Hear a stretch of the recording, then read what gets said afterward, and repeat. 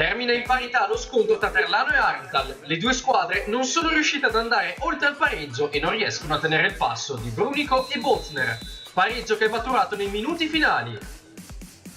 La compagine della Valle Aurina parte subito forte, cerca fin dai primi minuti di mettere pressione al portiere avversario, il quale è chiamato a un'uscita provvidenziale e salva un'occasione potenziale.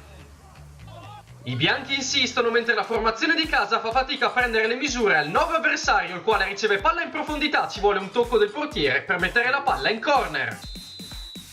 I rossi provano a suonare la carica nei minuti successivi, producendo due occasioni consecutive. Prima il tiro da fuori viene contratto dal difensore, poi un'azione sviluppata bene sulla sinistra porta l'attaccante a entrare in area, palla messa in mezzo, ma la conclusione da due passi è fallimentare. La formazione di casa trova la quadra e allora i giocatori ci credono. Dopo un paio di rimpalli riceve l'attaccante, passaggio sulla sinistra per il mancino, ma il portiere para comodamente. Il Terlano accusa molto le palle in profondità e proprio su una di queste che il portiere deve ancora intervenire prima che il numero 7 dell'Arntal riesca a colpire.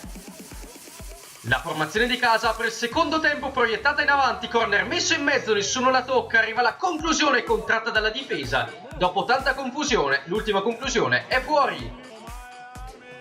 Con la stanchezza cala anche la pressione dell'Arntal sugli avversari. Troppo libero il centrocampista di mandare questo pallone in profondità, palla splendida. Per la conclusione di prima intenzione il portiere fa un miracolo e la para in due tempi. La squadra di casa insiste con il suo numero 7 che scappa sulla destra, prova a mettere un pallone in mezzo, il portiere è provvidenziale a toglierla dalla testa dell'attaccante e salvare in corner. Al minuto 79 l'Arntal apre le marcature. Sugli sviluppi di una rimessa laterale la prima conclusione non è precisa. Niederkofler lotta con l'avversario, forse commette fallo. Arriva la conclusione, poi Niederkofler batte il portiere con un sinistro di prima intenzione e porta avanti l'Arntal. Passa nemmeno un minuto e la reazione avversaria si concretizza nel gol del pareggio. Palla in profondità e sponda dell'attaccante per Vicentin che entra in area e batte il portiere con il destro 1-1. Nel finale le due squadre sembrano accontentarsi, così l'arbitro fischia 3 volte, un punto a testa tra Terlano e Arntal.